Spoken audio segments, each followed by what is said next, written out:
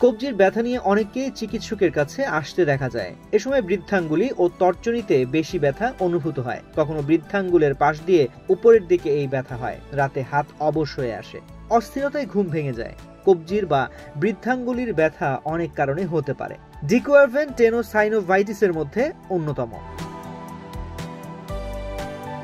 আমাদের কবজি থেকে বৃদ্ধাঙ্গুলির দিকে যে টেন্ডন থাকে সেখানে যখন প্রদাহ হয় তখন এটিকে ডি কুয়ারভ্যান টেনোসাইনোভাইটিস বলা হয়। সাধারণত মধ্যবয়স্ক নারীরা এই সমস্যায় বেশি আক্রান্ত হয়, কারণ এটি বিভিন্ন কারণে হতে পারে, যেমন আঘাতজনিত কারণ, হাত দিয়ে ভারী কিছু উঠানো, রিউমাটয়েড আর্থ্রাইটিস, একটানা লেখালেখি করা, দা, কোদাল বা কুড়াল দিয়ে কাটাকাটি করা, ড্রিল মেশিন ব্যবহার করা।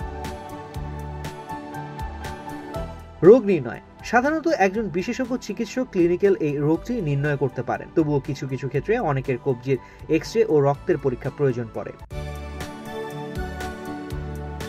চিকিৎসা। এক্ষেত্রে ওষুধের পাশাপাশি ফিজিওথেরাপির মাধ্যমে চিকিৎসা করা হয়। প্রয়োজনে কিছু ক্ষেত্রে ইনজেকশনও দেওয়ার প্রয়োজন পড়ে। সতর্কতা। এ সময় পর্যাপ্ত বিশ্রাম গ্রহণ করতে হবে। হাতের কবজির উপর চাপ পড়ে এমন কাজ এড়িয়ে চলতে হবে। পাশাপাশি কিছু নিয়ম মেনে চলতে হবে। করণীয়।